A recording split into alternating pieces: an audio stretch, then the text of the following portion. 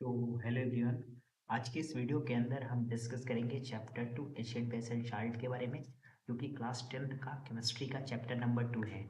दोस्तों, इसके पहले हमने 3 लेक्चर्स अपलोड कर दिए हैं, ये 4th लेक्चर है। तो मैं होप करता हूँ कि आप इस लेक्चर को बहुत अच्छे से समझने की कोशिश करेंगे और इस लेक्चर को पूरी तरीके से अटेंड करेंगे, क्योंकि ये लेक्चर बहुत ही इंपॉर्टेंट है। दोस्तों, मैं आपको बता दूँ, क्लास 10th के एग्जामिनेशन में पीएच वैल्यू को लेकर सवाल पूछे जाते हैं और पीएच मान को लेकर सवाल पूछे जाते हैं। तो ये पूरा का पूरा लेक्चर आपके लिए काफ़ी इंपॉर्टेंट होने वाला है। तो मैं होप करूँगा कि आप इस लेक्चर को कंप्लीट देखेंगे और आप अपने एजुकेशन प्रेजेंस के इस चैनल को सब्सक्राइब भी करेंगे। दोस्तों, 3 लेक्चर इसके पहले आप प्लेलिस्ट में जाइए, प्लेलिस्ट बनी हुई है, तीनों लेक्चर्स को देख लीजिए और फिर इसके बाद ही 4th लेक्चर देखिए। ठीक है दोस्तों, चलिए बिना किसी देरी के और बिना लेट के लतीफ़ किए हुए हम वीडियो को स्टार्ट करते हैं। ठीक है, चलिए दोस्तों, पीएच मान की आज हम बात करने वाले हैं, पीएच वैल्यू की बात करने वाले हैं। दोस्तों, सबसे पहले यदि मैं बात करूं पीएच मान की या पीएच वैल्यू को, तो इसको सबसे पहले बताया था सोरेनसन ने। दोस्तों, सोरेनसन नाम के एक वैज्ञानिक थे जिन्होंने सबसे पहले, सोरेनसन नाम के एक साइंटिस्ट थे जिन्होंने, सोरेनसन ने बताया पीएच वैल्यू को, पीएच मान को सबसे पहले वैज्ञानिक सोरेनसन ने बताया था। दोस्तों, अकॉर्डिंग टू सोरेनसन, ठीक है, यहाँ पर मैं लिख सकता हूँ कि सोरेनसन के अनुसार, ठीक है, अकॉर्डिंग टू सोरेनसन, सोरेनसन ने क्या बताया था दोस्तों, सोरेनसन ने क्या बताया था, इस चीज को समझने की कोशिश कीजिए।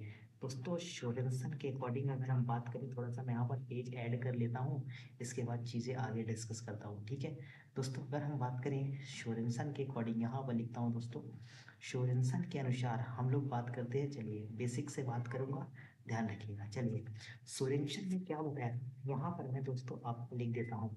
सोरेनसन ने बताया था किसी विलियन में उपस्थित, ठीक है, सोरेनसन ने बताया था किसी विलियन, मैं एक एक दोस्तों लिख लिख दे रहा हूँ आपको, आप समझिएगा। ठीक है, समझाऊंगा, ठीक है, समझाऊंगा भी साथ ही साथ। ठीक है, सोरेनसन ने बताया था कि किसी विलियन में उपस्थित H प्लस आयंस, किसी विलियन में उपस्थित H प्लस आयन के, किसी विलियन में उपस्थित H प्लस आयन के सांद्रण की, ठीक है, सोरेनसन ने बताया था, सोरेनसन के अनुसार लिख लीजिएगा कि सांद्रण के ऋणात्मक, सांद्रण के ऋणात्मक, पूरा के पूरे लेक्चर्स दोस्तों, पीछे के सारे लेक्चर्स देख लीजिए।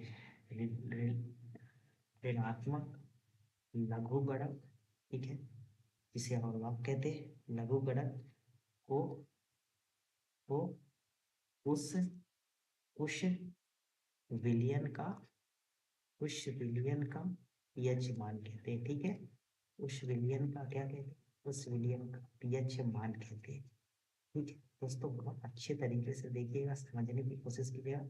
सोरेनसन ने बताया था कि किसी विलियन में उपस्थित H प्लस आयन के सांद्रण के ऋणात्मक लघुगणक को उस विलियन का क्या कहते हैं, पीएच मान कहते हैं। यानी कि इसका मैं फॉर्मूला लिखना चाहूँ तो मैं लिख सकता हूँ पीएच बराबर ऋणात्मक लघुगणक माइनस लॉग, और सांद्रण या सांद्रता को हम इस बड़े से कोष्टक में रिफ्लेक्ट करते हैं। ठीक है, तो इसका फॉर्मूला हो गया पीएच बराबर, पीएच इक्वल टू, इसका फार्मूला हो गया pH equal to minus log H plus, ये इसका क्या हो गया, फार्मूला हो गया। या दोस्तों, या इसको ऐसे भी लिख सकते हैं कि H plus is equal to 10 to power minus pH.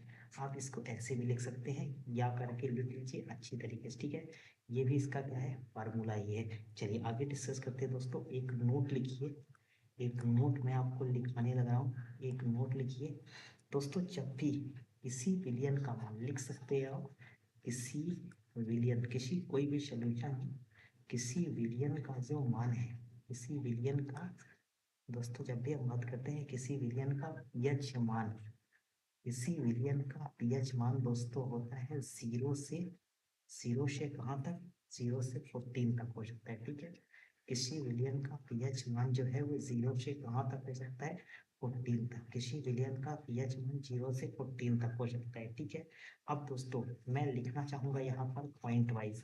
यदि, बहुत अच्छे समझिएगा, यदि किसी विलियन का मान, यदि किसी विलियन का पीएच मान 7 है, तो 100% वह विलियन न्यूट्रल होगा, यानी कि उदासीन होगा, जैसे कि जल, वाटर। ठीक है, जैसे कि H2O। यदि किसी विलियन का पीएच मान 7 है तो वह विलियन कैसा होगा, उदासीन। इसी प्रकार दोस्तों, यदि हम कहें कि यदि, यदि विलयन का मान, यदि किसी विलयन का मान, यदि किसी विलयन का पीएच मान जो है वो दोस्तों, अगर हम बात करें कि 7 से कम है, अगर किसी विलयन का मान 7 से कम है तो 100% वह विलयन कैसा होगा, अम्लीय विलयन होगा। ठीक है। बट दोस्तों यदि किसी विलयन का, थर्ड पॉइंट लिखिए, यदि किसी विलयन का पीएच मान, यदि किसी विलयन का पीएच मान 7 से ज्यादा है तो वह विलयन कैसा विलयन होगा, क्षारीय विलयन होगा। ठीक है, एसिडिक विलयन होगा, एसिडिक सॉल्यूशन होगा। ठीक है। तो क्या ये बात आपको पूरी तरीके से समझ में आ चुकी है? यहाँ तक कोई डाउट? उम्मीद करता हूँ यहाँ तक कोई डाउट नहीं। चलिए दोस्तों, मैं आपको एक टेबल बनाता हूँ। इस टेबल में हम लोग पीएच वैल्यू को शो करने की कोशिश करते हैं। ठीक है दोस्तों, जब भी हम बात करते हैं सात की, तो सात होता है उदासीन, सात होता है उदासीन। इसके ऊपर आप क्या लिखेंगे, 6, 5, 4, 3, 2 और 1। ठीक है। थोड़ा सा दोस्तों मैं इस पेन को, इस पेन की निब को थोड़ा सा कम डार्क करता हूँ, इसकी थिकनेस को मैं कम करता हूँ। ठीक है। चलिए, ठीक है, आपने ये लिख लिया ना। इसके बाद दोस्तों कहाँ तक इसका पीएच मान होता है, इसका पीएच मान होता है ये 8, 9, 10, ये कहाँ तक जाएगा, 10। ठीक है, 11, 12, 13 और 14, ये 14 तक जाता है। ठीक है। तो दोस्तों जब भी हम 7 की बात करते हैं, वहाँ पर थोड़ा सा दिखाई कम दे रहा है, मैं उतने पे ही इसकी थिकनेस कर देता हूँ। ठीक है। चलिए, ठीक है, देखिए, तो 7 विलियन क्या होता है, 7 विलियन उदासीन हो जाता है, 7 विलियन क्या होता है, उदासीन हो जाता है, 7 विलियन उदासीन हो जाता है। और दोस्तों ये जैसे ही आप इसके ऊपर जाएंगे, ठीक है, इसके ऊपर जाएंगे, 6 पे जाएंगे, 5 पे जाएंगे, ठीक है, जैसे आप इसके ऊपर जाएंगे तो ये बात आप लिख लीजिएगा, बना लीजिएगा, पूरा 1 तक जाने पर ये है अम्लीय शक्ति का, यहाँ लिख सकते हैं, ये है, ठीक है, ये है अम्लीय शक्ति का कैसा क्रम, अम्लीय शक्ति का, जैसे जैसे आप जाएंगे तो अम्ल बढ़ता जाएगा दोस्तों, बढ़ता क्रम। ठीक है, यहाँ लिख लीजिए अम्लीय शक्ति का बढ़ता क्रम। दोस्तों 7 उदासीन होता है, 7 से 6 विलियन क्या होगा, अम्लीय होगा। ठीक है, फिर 5 और प्रबल अम्ल होगा, 4 उससे भी ज्यादा प्रबल होगा, 3 उससे भी ज्यादा, 2 उससे भी ज्यादा और 1 सबसे ज्यादा प्रबल होगा। ठीक है। और दोस्तों अगर हम इसके नीचे जाएं तो हम नीचे एरो बनाएंगे, हम एरो ऐसे बनाएंगे और हम यहाँ पे लिख सकते हैं 7 के नीचे कि क्षारीय शक्ति का बढ़ता क्रम, क्षारीय शक्ति का बढ़ता क्रम। ठीक है। 8 पे जाएंगे कम क्षारीय होगा, 9 पे जाएंगे और क्षारीय होगा, 10 पे जाएंगे इसकी क्षारीयता क्या होती जाएगी, बढ़ती जाएगी। ठीक है। तो ये विलियन एक हमने क्या बना दिया कि स्केल के रूप में हमने इसे दिखा दिया। ठीक है दोस्तों, चलिए एक नोट लिखिए, जब भी हम बात करते हैं इस H प्लस के सांद्रता की, तो H प्लस सांद्रता इक्वल टू, मैंने आपको क्या बताया, 10⁻⁻p का एच, एक फार्मूला ये। फर्स्ट लिखिए, सेकंड लिखिए, सेकंड ये ऑब्जेक्टिव के लिए बहुत इंपॉर्टेंट। इसी प्रकार दोस्तों मैं बात करूँ OH आयन की सांद्रता, OH आयन की सांद्रता होती है 10 माइनस का pH। इसी प्रकार मैं बात करूँ तो pH इक्वल टू क्या होता है, ये मैंने आपको फार्मूला बता रखा है, log H plus, log H plus. इसी प्रकार मैं फोर्थ पॉइंट आपके सामने लिखने लग रहा हूँ। ठीक है, अगर मैं बात करूँ pH बराबर क्या हो जाएगा, pH बराबर हो जाएगा माइनस का log, और इसकी सांद्रता लगा दीजिए, इसकी सांद्रता लगा दीजिए, ये हो जाएगा OH, इसकी सांद्रता लगा दीजिए, pH बराबर क्या हो जाएगा, माइनस log POH हम लिख रहे हैं, तो इसका मतलब हम लिख रहे हैं कि माइनस log OH, OH के ऊपर ये माइनस लगा दीजिए। ठीक है। अगर हम फिफ्थ पॉइंट की बात करें दोस्तों, तो फिफ्थ पॉइंट के अंदर अगर हम, यहाँ लिखता हूँ फिफ्थ पॉइंट, अगर हम मल्टीप्लाई करते हैं H सांद्रता की, H प्लस की सांद्रता की, हम बात करते हैं OH माइनस की सांद्रता की, तो ये हो जाएगा जल का आयनिक गुणनफल, जो कि हमने आपको पिछले वीडियो में बताया था, इसका मान होता है 10 की घात 10⁻⁻14। ठीक है। यदि दोस्तों हम पीएच को, यदि हम लोग पीएच को और पीओएच को ऐड कर दें तो कितना हमें मिलेगा वैल्यू। ये दोस्तों न्यूमेरिकल के पॉइंट ऑफ व्यू से ये चीज़ें आप ध्यान रखिएगा, ये न्यूमेरिकल के पॉइंट ऑफ व्यू से बहुत ही इंपॉर्टेंट पॉइंट है, ठीक है। तो यहाँ तक का कॉन्सेप्ट आपका क्लियर है। चलिए दोस्तों लिखिए, दैनिक जीवन में हेडिंग बनाइए, लिखिए दैनिक जीवन में पीएच का महत्व। ये सवाल पेपर में आता है, मैं लिख देता हूँ यहाँ, दैनिक जीवन में पीएच का महत्व, ठीक है। पीएच का दैनिक जीवन में क्या महत्व है, इसको समझने की हम लोग कोशिश करते हैं। पीएच का दैनिक जीवन में वैल्यू क्या है, ठीक है दोस्तों। सबसे पहले लिखिए, पहली हेडिंग बना लीजिए पाचन में, इसकी वैल्यू इसको लिख दीजिए पाचन में। दोस्तों जब भी हम पाचन की बात करते हैं तो पाचन में आमाशय, आपको पता है कि आमाशय का बहुत रोल होता है, और आमाशय की जठर ग्रंथियों में, ठीक है। चलिए मैं एक एक बात आपको लिख के बता रहा हूँ। आमाशय की जठर ग्रंथियों में कौन सा रस पाया जाता है दोस्तों?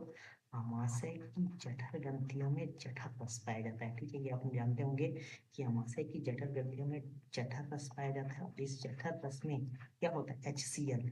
और इस HCl की पीएच वैल्यू लगभग होती है 1.2 के समथिंग। तो ये जितना पीएच होगा उतना ही जल्दी आमाशय में उपस्थित HCl जो है, और जिस आमाशय में जो हमारे भोजन में जो भी हमारे भोजन में विषाक्त तत्व होंगे या कीटाणु होंगे, जीवाणु होंगे, तो उन्हें क्या कर देगा, ये पीएच HCl अम्लीय होने की वजह से उन्हें क्या कर देगा, खत्म कर देगा।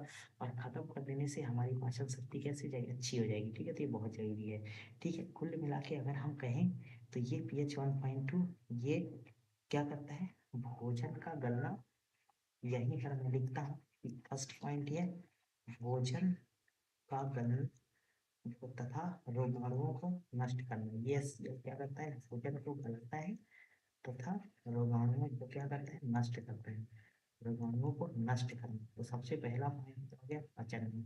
चलिए सेकंड पॉइंट हेडिंग बनाइए, सेकंड पॉइंट यहाँ पर मैं लिखता हूँ, ठीक है। पाचन में सबसे पहले सेकंड पॉइंट लिखिए दंत क्षय, ठीक है। दंत क्षय दोस्तों, दांतों की जो ऊपरी परत होती है उसमें इनेमल पाया जाता है, ठीक है। दंत क्षय दोस्तों, दांतों में फंसा भोजन है, इस बात को आप लिख सकते हैं कि दांतों में फंसा भोजन, ठीक है। दांतों में फंसा भोजन, ठीक है। दांतों में फंसा भोजन क्या करता है दोस्तों, जो दांतों में फंसा भोजन है वो आप जानते होंगे जीवाणुओं द्वारा सड़ता रहता है, ठीक है। दांत के बीच में चला जाता है वो, और जीवाणुओं द्वारा क्या रहता है, सड़ता रहता है। ये भोजन जीवाणुओं द्वारा सड़ता रहता है। और दोस्तों अगर ये जीवाणुओं द्वारा सड़ता रहता है, यानी कि मैं कह सकता हूँ कि ये भोजन जो है वो, अगर आप चाहें तो ये भोजन आप देखेंगे तो अम्लीय हो जाता है। ये भोजन क्या हो जाता है, अम्लीय हो जाता है। और ये भोजन के अम्लीय होने से शायद आप जानते होंगे इसकी पीएच वैल्यू 7 से क्या हो जाती है, कम होती है। और 7 से कम होती है यानी इससे कम होने से इनेमल, दांतों के ऊपर का जो इनेमल है वो क्या होने लगता है, नष्ट होने लगता है। इनेमल, दांतों के ऊपर का इनेमल क्या होता है, नष्ट होने लगता है, ठीक है। दांतों के ऊपर का इनेमल नष्ट होने लगता है, ठीक है। चलिए दांतों के ऊपर का इनेमल नष्ट होने लगता है। दोस्तों हम बात करें तो हमारे शरीर में पीएच का क्या वैल्यू है, तो तीसरा पॉइंट लिखिए हमारा शरीर। दोस्तों हम अपने शरीर की बात करें पीएच का, तो 7 से मैं यहाँ लिख सकता हूँ 7.8 पीएच पर, पीएच पर बॉडी सबसे अच्छी वर्क करती है, पीएच पर सबसे अच्छा कार्य करता है। ये एडजेक्टिव में भी आ सकता है, सबसे अच्छा कार्य करता है, ठीक है। मैं इतनी सरलता के साथ ये चीजें लिख रहा हूँ खुद के वर्डों में कि आपको हर एक चीज समझ में आ रही है, कि कहीं पर कोई कंफ्यूजन नहीं होगा, ठीक है। चलिए नेक्स्ट पॉइंट लिख लीजिए अच्छी उपज, ठीक है। अच्छी उपज, अच्छी उपज के लिए मिट्टी की पीएच वैल्यू कितनी होनी चाहिए ये भी मैं आपको बताता हूँ।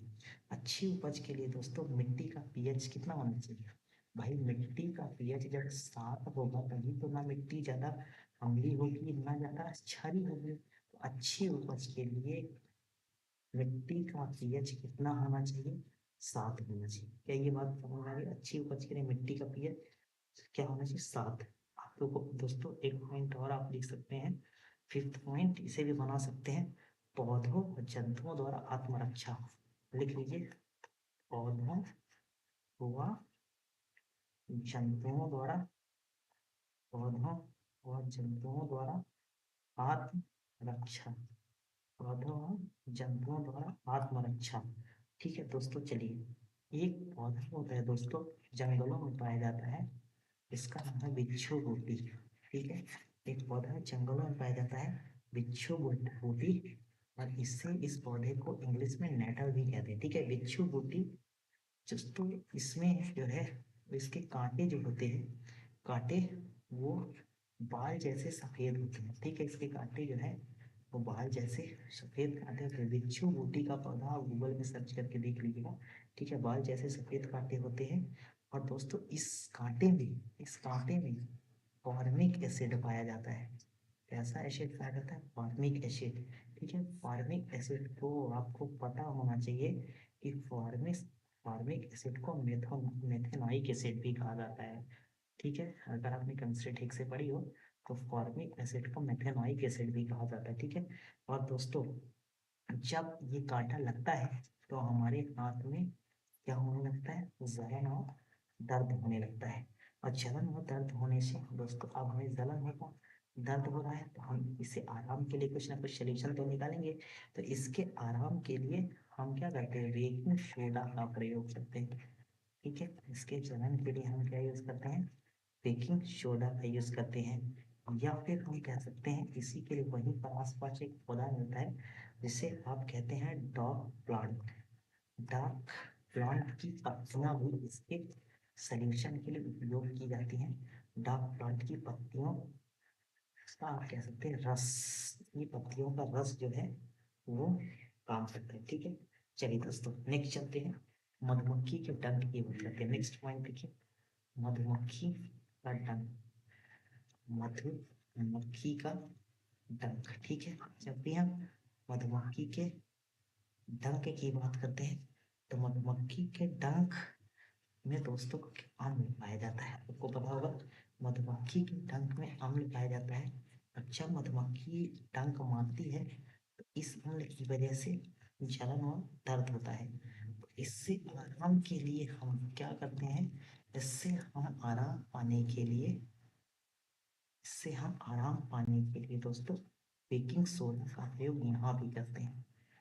ऐसा नहीं कि मधुमक्खी ने आपको डंक मारा और दोस्तों आपने लगा लिया नींबू या अचार, तो फिर बहुत जलन होगी, बहुत दिक्कत हो जाएगी आपको। ठीक है दोस्तों, वर्म, जब भी एक और छोटा सा कीड़ा होता है वर्म, जिसको गाँव में क्या कहते हैं? भीड़ड़ भी इसको कहते हैं। ठीक है, भीड़ड़, और आपने बर्रवा का नाम सुना होगा। ठीक है, भैंस, इंग्लिश में भैंस।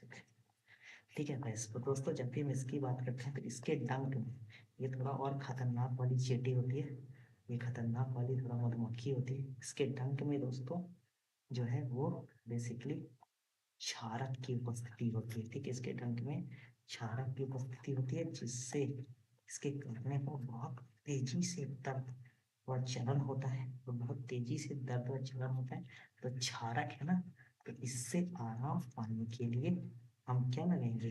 या तो सिरका लगा लीजिए, सिरका, या फिर आप अचार घिस सकते हैं, या फिर आप इससे बचाव के लिए नींबू का रस भी घिस सकते हैं, नींबू भी घिस सकते हैं। ठीक है, चलिए नेक्स्ट पॉइंट लिखते हैं दोस्तों, अगली बात करते हैं चींटी। अब हर किसी को पता है कि चींटी में जो है वो कौन सा एसिड पाया जाता है? चींटी में फॉर्मिक एसिड पाया जाता है।